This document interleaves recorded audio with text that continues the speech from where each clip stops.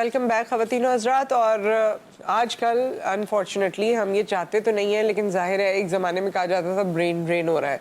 Brain drain तो हो रहा है। लोग जाहिर है आज इस वक्त जो इकोनॉमिक कंडीशन है पाकिस्तान की, उसमें हर कोई उसकी ताब नहीं ला सकता। लोगों के पास उतने मौके नहीं है, लोगों के पास ऑल्टरनेटिव्स नहीं है। अगर कोई एक जॉब कर रहा था, एक बिजनेस कर रहा था और वो खुदा न खास्ता ठप हो गया है या वो इकोनॉमिक चैलेंजेस की नज़र हो गया है, तो लोगों के पास ज़्यादा ऑप्शंस नहीं है। और इस असना में लोगों को लगता है कि ज़्यादा बेहतर यह है कि फैमिली के साथ किसी दूसरे मुल्क शिफ्ट हो जाए, जहाँ पर अपॉर्चुनिटी हो कि एटलीस्ट आपका बोथ एंड्स मीट तो करें, एटलीस्ट आपकी ज़िंदगी का कारवां तो चल जाए, बच्चे तो पढ़ लें, खाना पीना तो हो जाए, जो भी तमाम चीज़ें।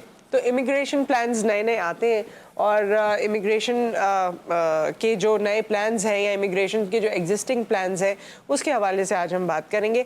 बेहतर ये है कि आप रिसर्च करके और मुस्तनद लोगों से रब्ता करके जाएं, वरना वैसे तो बहुत सारे लोग कश्ती में भी ले जाते हैं और वो कश्तियाँ डूब भी जाती हैं और बहुत मसाइल होते हैं। तो जान है तो जहान है। इस वक्त हम आपकी मुलाकात करवा रहे हैं फाउंडर हैं spark visa consultancy private limited के शाहजेब रईस साहब। अस्सलाम वालेकुम। वालेकुम सलाम। कैसे हैं आप? ठीक ठाक हैं? अल्हम्दुलिल्लाह। Thank you for having me on your show. Thank you. और शाहजेब साहब से आज हमने जो मौक़िफ़ रखा है वो यही है। वैसे मैंने क्योंकि इंट्रो में कह दिया था कि स्टूडेंट्स को भी आप कोई मशवरा देंगे तो वो भी ज़रूर दे दीजिएगा, लेकिन हम विद फैमिली इमिग्रेशन की भी आज बात करेंगे, क्योंकि हर इंसान को ये लगता है कि कोई ऑप्शन शायद उसके लिए भी हो, और कुछ लोगों को ये भी लगता है कि उसके लिए कोई ऑप्शन नहीं है। तो उनको भी आज बताइए कि उनके लिए ऑप्शंस हैं या नहीं। सो प्लीज़, कौन कौन से इमिग्रेशन ऑप्शंस पाकिस्तानियों के लिए मौजूद हैं? अच्छा, थैंक यू। इसमें इस तरह है कि हमारी बेसिकली दो मेजर सर्विसेज हैं, जिसमें हम स्टूडेंट वीज़ा में भी डील करते हैं और इमिग्रेशन में भी डील करते हैं। तो immigration basically family immigration programs हैं। उसमें जो फॉर द नाउ जो मतलब 3 डिफरेंट प्रोग्राम्स अवेलेबल हैं, वो है कैनेडियन इमिग्रेशन, ऑस्ट्रेलियन इमिग्रेशन और यूएस की इमिग्रेशन है, EB2 NIW के नाम से। तो ये 3 वो इमिग्रेशन है कि जिसमें कोई भी कैनेडियन है, यूएस की है और ऑस्ट्रेलियन इमिग्रेशन है। तीन बड़े मुल्क। या दैट्स राइट। जो ज़्यादातर लोग जो मतलब इसमें इंटरेस्टेड होते हैं, तो बेसिकली इसमें स्किल्ड इमिग्रेशन प्रोग्राम्स भी होते हैं, इसमें बिजनेस इमिग्रेशन प्रोग्राम्स भी होते हैं। लेकिन बिजनेस इमिग्रेशन प्रोग्राम अल्टीमेटली वो आपको एक टेम्परेरी इमिग्रेशन देते हैं फॉर द टाइम बिंग, कि आप 2 साल के लिए वहाँ पे बिजनेस अपना सस्टेन करें, तो उसके बाद वो आपको परमानेंट रेजिडेंसी देंगे। लेकिन अगर आपके पास स्किल मौजूद हैं, कि आपके पास एक certain number of years education है, सर्टेन नंबर ऑफ जो ईयर्स ऑफ एक्सपीरियंस मौजूद है, तो आपको स्किल्ड इमिग्रेशन मिल सकती है उन कंट्रीज़ की जो फर्स्ट वर्ल्ड कंट्रीज़ हैं, जहाँ पर हम फॉर्चुनेटली वहाँ पे मूव होना चाहते हैं। तो ये 3 बेसिकली तमाम जो हमारे नाज़रीन देखने वाले हैं उन सब के लिए 3 ऑप्शन। अच्छा, ये स्किल्ड वर्कर यानी वो वर्कर जैसे प्लम्बर है, इलेक्ट्रिशियन है, जिनके पास स्किल है प्रॉपर, वो भी वहाँ जा सकते हैं? इसमें देखें दोनों तरह की कैटेगरीज अवेलेबल हैं। इसमें वाइट कॉलर जॉब्स भी हैं और इसमें जो ब्लू कॉलर जॉब्स दोनों अवेलेबल हैं इसमें।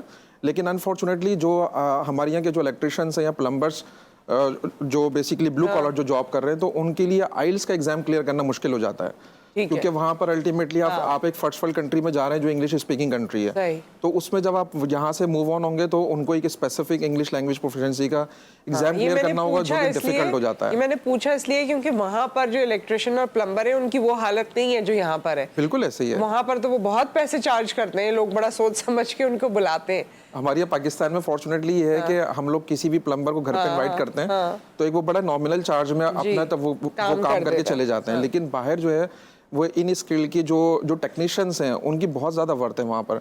लेकिन अभी जो हम स्पेसिफिकली बात कर रहे हैं वो स्किल्ड इमिग्रेशन में उन तमाम लोगों की बात कर रहे हैं कि जो अपने यहाँ पर 16 ईयर्स एजुकेशन कम से कम लिए वो हैं, जो पाकिस्तान में उसको मास्टर्स कहा जाता है लेकिन वर्ल्ड वाइड उसको बैचलर्स कहा जाता है।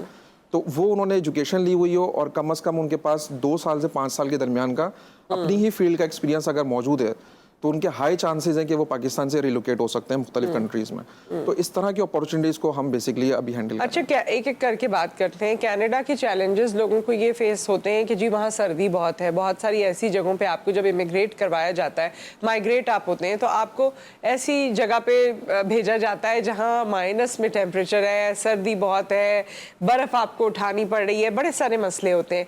तो कौन सी चीज़ों का जहनी तौर पर आपको तैयार रहना है if you want to move to Canada? आपने बड़ा अच्छा सवाल किया। वैसे यूजुअली जो लोगों के मेंटालिटी है वो इसी तरह की है कि कनाडा में बहुत ज़्यादा सर्दी है, लेकिन कनाडा में इस टाइम पर जो प्रोविंशियल नॉमिनेशन प्रोग्राम्स हैं वो बेसिकली 12 से 15 प्रोविंशियल नॉमिनेशन प्रोग्राम जो पार्टिसिपेट कर रहे हैं इसमें, लेकिन उसमें जो सबसे ज़्यादा जो सर्दी है बेसिकली वो सस्कैचुअन एक वहाँ का प्रोविंस है जिसमें बहुत ज़्यादा शदीद सर्दी होती है और वहाँ पर -40 -45 टेम्परेचर का अराउंड होता है। वहाँ की immigration comparative to other regions बड़ी ईजी है, लेकिन आपके पास इसके अलावा भी मल्टीपल ऑप्शंस हैं। आप नोवा स्कॉशिया अगर मूव होते हैं जहाँ -10 से -20 जो टेम्परेचर होता है, बहुत है हमारे लिए, तो हमारे लिए बहुत ज़्यादा है। लेकिन मैं आपको इसमें एक चीज़ ज़रूर ऐड करूँगा कि वहाँ पर उन्होंने फैसिलिटीज़, उनका इंफ्रास्ट्रक्चर वैसे ही है। हमारे यहाँ जाहिर सी बात है अगर हम उसको यहाँ के पाकिस्तान के हिसाब से देखते हैं तो हमें बहुत ज़्यादा सर्दी लगेगी, लेकिन वो चूंकि वहाँ का एक एक्सपोजर ही उसी तरह का है तो बेसिकली उन्होंने अपना इंफ्रास्ट्रक्चर भी वैसे क्रिएट किया। अच्छा, अगर आप फैमिली के साथ माइग्रेट होते हैं, वेदर तो चले एक चीज़ हो गई, उसके अलावा बच्चों की पढ़ाई फ्री है? अच्छा, इसमें जो 3 इमिग्रेशन की कंट्रीज़ हैं, इसमें ऑस्ट्रेलिया और कनाडा वो कंट्रीज़ हैं कि जिसमें ये वेलफेयर स्टेट कहलाते हैं बेसिकली। वेलफेयर जो स्टेट मीन्स कि वहाँ पर एजुकेशन, बच्चों की हेल्थ, वहाँ पर जो तमाम फैमिली मेम्बर्स का अनएम्प्लॉयमेंट अलाउंसेज, चाइल्ड अलाउंसेज, वहाँ मुख्तलिफ तरह के जो वहाँ के सिटीजन्स को अलाउंसेज मिलते हैं।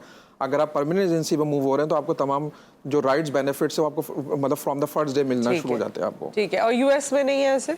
यूएस में आपको लिमिटेड होते हैं जो ऑप्शंस अवेलेबल हैं या आपको हेल्थ जो बेनिफिट्स आपको मिलते हैं वो लिमिटेड हैं, चूंकि वेलफेयर स्टेट नहीं है यूएस से, तो उसमें वो सारी अपॉर्चुनिटीज नहीं है, लेकिन मोर और लेस कुछ ना कुछ अपॉर्चुनिटी पाकिस्तान से बेहतर और फिर इंश्योरेंस वगैरह वो लोग हेल्थ इंश्योरेंस होती है तो जिसमें काफी चीजें कवर हो जाती हैं आपकी। बिल्कुल ऐसे सही। सो अच्छा, आप एक और प्रोग्राम की बात कर रहे थे, क्योंकि जाहिर है जब माइग्रेशन का कोई सोचता है तो वो ये सोचता है कि वहाँ जाके अल्टीमेटली काम क्या करना है। सबसे बेसिक तो यही चीज़ है।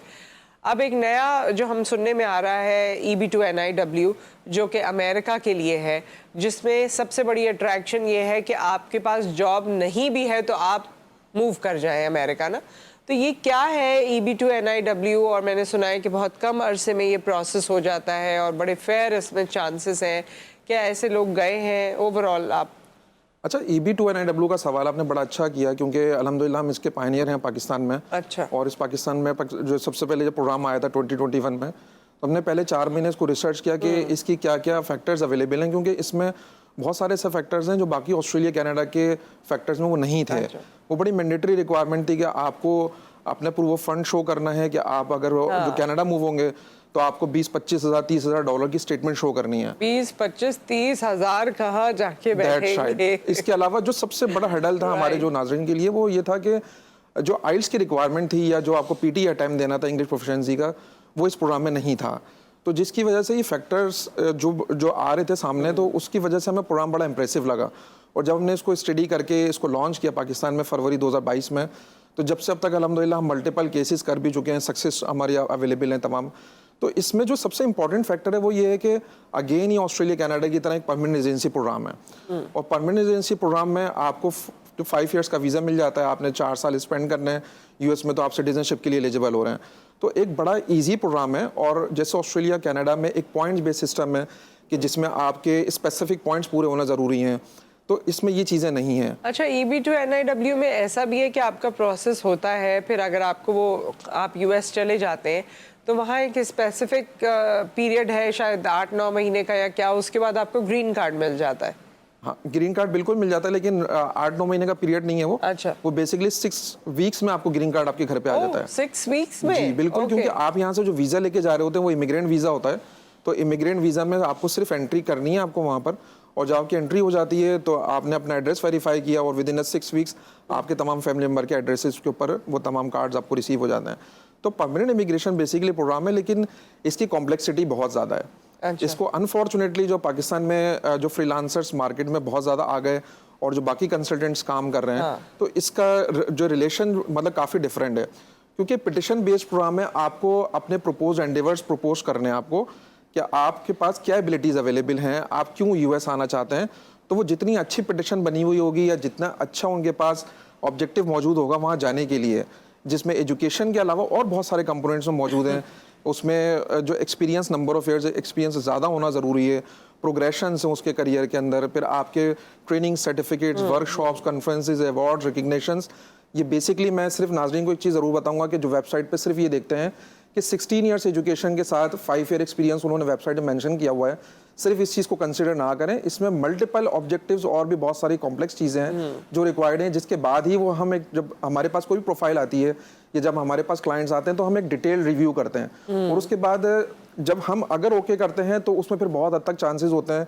इस टाइम पर according to the US official website 90.38% इसका अप्रूवल रेट चल रहा है। बहुत अच्छा है। तो वो लोग जो पढ़े लिखे हैं और जिन्होंने इतना काम किया है तो वो इसमें अप्लाई कर सकते हैं। विद फैमिली होता है ये जो विद फैमिली इमिग्रेशन प्रोग्राम है, आपके जो 21 साल से कम उम्र बच्चे हैं, अच्छा, वो आपके एप्लीकेशन का पार्ट बन सकते हैं। ये मैं 21 साल के वर्ड इसलिए यूज कर रहा हूँ क्योंकि हमारे पास इस प्रोग्राम के लिए जो लोग आ रहे हैं, क्योंकि इसमें एज लिमिटेशन नहीं है, तो हमारे पास वो लोग भी आते हैं कि जिनकी 50 प्लस एजेस हैं, 60 प्लस एजेस हैं, लेकिन बच्चों की एजेस उनकी 21 साल से ऊपर हो चुकी हैं, तो वो फिर आपकी फैमिली से आउट हो जाते हैं। उसके लिए फिर वो स्टूडेंट वीजा अप्लाई करें या विजिट वीजा पे आपके साथ जाके वहां पर आपको ज्वाइन कर सकते हैं। बच्चे का प्रोसीजर अलग होगा। वो अच्छा, ये मैंने O1 वीजा के बारे में भी सुना था। O1 भी इससे कुछ मिलता जुलता है, जिसमें आपको उसमें भी आपकी कोई ऐसी एफिशिएंसी है या कोई ऐसा काम है तो आप अप्लाई कर सकते हैं। वो कैसे डिफरेंट है या वो कैसे अट्रैक्टिव है? या मैं आपको अर्ज करता हूँ, इसमें बेसिकली वो जो वीज़ा आप बता रही हैं वो एक्सेप्शनल एबिलिटी का वीज़ा है। एक्सेप्शनल एबिलिटी का ऑल दो पार्ट इसमें भी है EB2 NIW में, लेकिन 20% पार्ट है।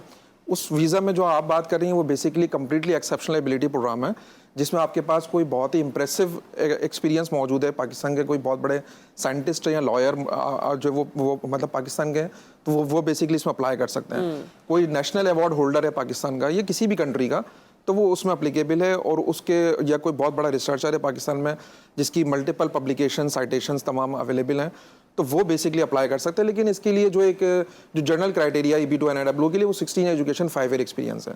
हमारी यहाँ ऑल दो मैं एक और जो चीज़ ज़रूर अर्ज करूँगा कि हमारी जो बैंकर्स हजरात आते हैं या IT के लोग आते हैं, पाकिस्तान में कोई ऐसे रेगुलेटेड अथॉरिटी नहीं है इनकी, तो वो जब वेबसाइट पे इनकी डिटेल्स पढ़ते हैं तो वो हमसे पूछते हैं कि इसमें तो रिसर्च पब्लिकेशन भी अवेलेबल है EB2 NIW में, तो हमारी तो कोई रिसर्च पब्लिकेशन नहीं है।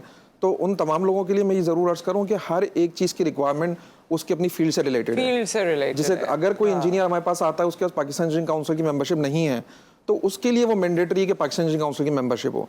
वो किसी बैंकर के लिए नहीं है क्योंकि पाकिस्तान में उसकी रेगुलेटरी अथॉरिटी नहीं है अवेलेबल। तो ये इस तरह से बेसिकली इसी तरह से कि जिन लोगों का ताल्लुक ऐसी फील्ड से है जो मीडिया पे भी नजर आ सकते हैं, जिनके बारे में इंटरव्यूज भी हो सकते हैं, अखबार में भी लिख सकते हैं, उनके लिए वो वाली चीजें जरूरी होंगी। That's right. इसमें पैटर्न्स हैं, इसमें पब्लिकेशंस हैं, या कोई मीडिया न्यूज आती हैं आपकी, वो तमाम चीजें ये कंपाइल हो सकती हैं, और वो हर फील्ड की एक अलग अलग है इसमें। और ये आप लेकिन रेकमेंड करते हैं लोगों को कि इसको जरूर ट्राई आउट करें। इसमें होना ना होना कितने अरसे में पता चल जाता है? क्योंकि ये जो अनसर्टेनिटी है ना कि एक चीज डाली हुई है, पता नहीं कब जवाब आएगा, तो ये बता दें कि इसमें होना होगा नहीं होगा, इसका कोई टाइम है? अनफॉर्चुनेटली जो अमेरिकन जितने भी प्रोग्राम्स हैं, वो नॉन इमिग्रेंट प्रोग्राम्स हो या इमिग्रेंट प्रोग्राम्स हो, अमेरिका थोड़ा सा रिलेक्टेंट है as compare to Australian and Canadian immigration policies. तो अब आप जब इमिग्रेशन फाइल करते हैं, I-130 इमिग्रेशन होती है, फैमिली इमिग्रेशन, उस वीज़ा में आजकल लगते हैं 15 साल। तो अगर आपकी कोई फैमिली वहां से इनवाइट कर रही है, बहन भाई अम्मा अब्बा अगर आपको कहते हैं, दैट्स राइट। लेकिन ये जो इमिग्रेशन प्रोग्राम है, इसमें अल्टीमेटली अभी तक जो इसकी जो मॉनिटरिंग चल रही है उसमें 12 से 18 महीने लग रहे हैं। और ऑल दो हमारे पास वो क्लाइंट्स मौजूद हैं जिन्होंने I-130 की पिटिशन वहाँ पर भी फाइल की हुई और I-140 जो इमिग्रेशन इसकी भी फाइल की हुई है। तो जो आपने सवाल किया कि इसका टाइमलाइंस या कहाँ तक हमें पता चल जाता है कि ये इमिग्रेशन कंफर्म हो गई है, तो बेसिकली इसमें पिटिशन बहुत इंपॉर्टेंट है। जो स्टेज 2 कहलाता है इमिग्रेशन के, इसके 3 स्टेजेस हैं। इसमें डिग्री की इक्विवेलेंसी है एंड देन उसके बाद पिटिशन फाइल होती है। तो अगर कि आपकी पिटिशन कंप्लीट हो जाती है तो अकॉर्डिंग टू आवर स्टैटिस्टिक्स हम उसको कहते हैं 90% इमिग्रेशन वर्क कंप्लीट हो गया आपका। वीज़ा एप्लीकेशन में ऑल दो उसके अंदर इंटरव्यूज भी हैं, लेकिन उसमें अगर आपके अल्लाह ना करे कोई मेडिकल इलनेस, कोई क्रिमिनल रिकॉर्ड या कोई आपके फॉर्ज डॉक्यूमेंटेशन जमा हुआ है तो रिफ्यूजल के चांसेस, वरना इसके मेजर ग्राउंड्स में कोई रिफ्यूजल के चांसेस। वैसे इतना दिल बड़ा कैसे कर लिया अमेरिका ने? क्या क्यों वो सबको अलाउ कर रहे हैं? क्या ये भाई देखिए, जब ये कोविड आया था तो उस टाइम पर ये आपको पता है कि वर्ल्ड वाइड चेंजेस आए हैं। मैं चूंकि पाकिस्तान का टॉप रेटेड फ्रीलांसर भी हूँ CV राइटिंग का, तो मेरे अमेरिका के काफ़ी सारे क्लाइंट्स उस टाइम पर CV राइटिंग के, तो मुझे बहुत आइडिया हुआ कि उस टाइम पर US में एक जो मॉनिटरिंग, मतलब वहाँ पर जो पूरे वर्ल्ड वाइड एक सिनेरियो क्रिएट हुआ था, तो उसकी वजह से जॉब्स की शॉर्टेज बहुत हो गई थी, बड़ी बड़ी कंपनीज बंद हो गई थी वहाँ पर। तो अब जो तमाम कंट्रीज, इवन ऑस्ट्रेलिया की भी पोस्ट कोविड पॉलिसी जो आई हैं, वो बड़ी स्ट्रांग आई हैं, उसमें वो बहुत इंकरेज कर रहे हैं कि दूसरे कंट्रीज से लोग आएँ। Right. तो इस वजह से ये यूएस ने प्रोग्राम्स किए। अच्छा, अब स्टूडेंट्स भी वेट कर रहे होंगे, आप स्टूडेंट्स को, क्योंकि वक्त हमारे पास कम है, ब्रीफली बताइए कि स्टूडेंट्स के लिए बेटर ऑप्शंस कहाँ हैं, इंटर के बाद, ग्रेजुएशन के बाद, ए लेवल्स के बाद कहाँ जा सकते हैं, कहाँ जाना चाहिए? देखिए, जो स्टूडेंट्स के लिए ऑप्शन है, मैं उस स्टूडेंट्स को जरूर बात बताऊंगा कि जो बाहर ममालिक में जाना चाहते हैं, अपना इंटरमीडिएट उन्होंने कंप्लीट किया है या ए लेवल्स उन्होंने किया हुआ है, तो उनके पास बैचलर्स के ऑप्शंस अवेलेबल हैं ऑस्ट्रेलिया, कनाडा, यूके, यूएसए। अच्छा, ये फर्स्ट वर्ल्ड कंट्री के 4 मेजर कंट्रीज हैं जो इंग्लिश स्पीकिंग कंट्रीज हैं। आप अपनी, चूंकि अगर इन ऑप्शंस को चूज करते हैं तो आपके लिए फ्यूचर में इमिग्रेशन के ऑप्शंस भी हो सकते हैं। और एक जो ज़बरदस्त चीज़ इन कंट्रीज़ की वो ये है कि अगर आप लिमिटेड टाइम में अपनी स्टडी कंप्लीट करते हैं, जैसे 3 साल का डिग्री प्रोग्राम है, 4 साल का डिग्री प्रोग्राम है, तो आपको वो पोस्ट स्टडी वर्क परमिट देते हैं। तो आपके लिए ये जो पाथवे है बेसिकली ये 3 स्टेप्स में है। आपने स्टडीज कंप्लीट की वहाँ पर, आपके पास एक इंटरनेशनल एक्सपोजर आ गया इकोनॉमिकल कंडीशन के एतबार से भी, और जो वहाँ पे आपको डाइवर्सिफाइड कल्चर आपको मिल रहा है वहाँ पर। और इसमें सेकंड चीज़ ये कि जो आपको वहाँ पे पोस्ट स्टडी वर्क परमिट मिल रहा है, कुछ कंट्रीज वहाँ पर 2 साल का देते हैं, कोई 3 साल का। ऑस्ट्रेलिया इस टाइम पर 6 साल का वर्क परमिट दे रहा है after completed the studies, then आप जो इमिग्रेशन के लिए जा सकते हैं। तो ये वो कंट्रीज हैं, लेकिन ये थोड़े हैवी बजट कंट्रीज हैं। इसके अलावा आपके पास रशिया का ऑप्शन अवेलेबल है, दुबई का ऑप्शन आपके पास अवेलेबल है अगर आपके ये बेसिकली आपका बजट है। इसके अलावा मलेशिया का ऑप्शन बहुत अच्छा है। तो इन तमाम ऑप्शंस को आप हमें जो एक्सप्लोर कर सकते हैं, हमें कांटेक्ट करके। बैचलर, मास्टर्स, इवन पीएचडीज, अभी मुझे कल पता चला कि पीएचडी और जो पोस्ट डॉक्टरेट लोग कर रहे हैं उसमें पाकिस्तान के लिए कोई गाइडलाइंस ही नहीं है, कोई भी कंसल्टेंट उनको गाइडलाइंस नहीं दे रहा। तो उनके लिए आप हमें कांटेक्ट कर सकते हैं। हम पीएचडीज को भी अप्लाई करवाते हैं बाहर, और पोस्ट डॉक्टरेट जो करना चाहते हैं बाहर, उनके लिए भी जो मल्टीपल अपॉर्चुनिटीज हैं। अच्छा, क्योंकि हमारी स्क्रीन पे भी चल रहा था, मैंने देखा कि वीज़ा फ्रॉड से कैसे बचें, आखिर में ज़रा प्लीज़ ये भी बता दीजिए। ये बड़ा ज़बरदस्त सवाल है, वीज़ा फ्रॉड से कैसे बचा जाए, क्योंकि हम लोग काम करते हैं पाकिस्तान में 2014 से। 10 साल से हम पाकिस्तान के हर इदारे से रजिस्टर्ड हैं, पाकिस्तान के तमाम गवर्नमेंट इदारे से। तो मैं जो हमारे नाजरीन हैं उनको इस बात ज़रूर बोलूँगा कि जब भी अपनी इस प्रोसेस के अंदर इंगेज होना चाहें किसी भी कंसल्टेंट से, तो उसका सबसे मेजर जो तरीक़ाकार है वो ये है कि जो आपने भी अर्ज़ किया कि वो है रिसर्च वर्क। देखिए, जब हम कोई भी चीज़ मार्केट में बाय करने जाते हैं तो कम से कम 2-3 शॉप से मालूम करते हैं। ये हमारे करियर का सवाल है। तो इसमें आप जितने अच्छे कंसल्टेंट को चूज़ करेंगे उतना आपके लिए वो बात जो बेनिफिशियल रहेगी। तो उसमें आप सबसे पहले तो चीज़ है कि इंटरनेट पे अच्छी रिसर्च करें, जिसमें उनके गूगल के रिव्यूज़ देखें, उनके सक्सेस स्टोरीज देखें। आप ये देखें कि वो किन इदारों से रजिस्टर्ड हैं, और वो आपको सक्सेस दिलवा सकते हैं जिसके लिए आप उनको कॉन्टैक्ट कर रहे हैं। तो ये तमाम चीज़ें जब आपको पता होंगी कि हाँ ये कंसल्टेंट, और इवन आखिरी जो चीज़ है वो है कंसल्टेंट की अपनी इन्फॉर्मेशन, उसकी नॉलेज क्या है और उसके अपने प्रोस्पेक्ट्स क्या हैं। बहुत सारी कंसल्टेंसी कंपनीज ऐसी हैं जिन्होंने सेल्स पर्सन बिठाए हुए हैं, वो अपना कमीशन लेते हैं और कमीशन लेने के बाद साइड लाइन हो जाते हैं। मल्टीपल कंप्लेंट्स हमारे पास आती हैं। मैं पाकिस्तान में भी अभी लास्ट वीक में मैं रशिया में था, वहाँ पर भी बहुत सारे पाकिस्तानी स्टूडेंट्स हैं जो पाकिस्तान के हवाले से मुख्तलिफ उनके कंसल्टेंट्स के हवाले मुख्तलिफ बातें करते हैं। तो उनके लिए मैं तमाम नाज़रीन के लिए ज़रूर बोलूँगा कि आप किसी भी कंसल्टेंट से कांटेक्ट करें, लेकिन रिसर्च वर्क उनका बड़ा स्ट्रॉन्ग होना ज़रूरी है। बहुत बहुत शुक्रिया आपका शाजिब साहब, तशरीफ़ आवरी का और ये तमाम इन्फॉर्मेशन हमारे नाज़रीन से शेयर करने का।